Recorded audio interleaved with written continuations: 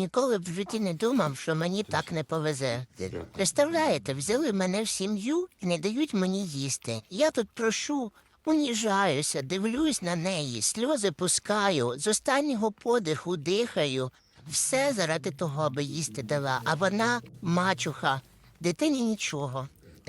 Добре, що папка хоча б помагає, креветочку якусь зараз мені дасть. Я вже бачу, що він хоче, оце согласний, з дитиною поділитися і її нагодувати. О, зараз вона прилетить до мене в ротика. Диви, диви, диви, диви.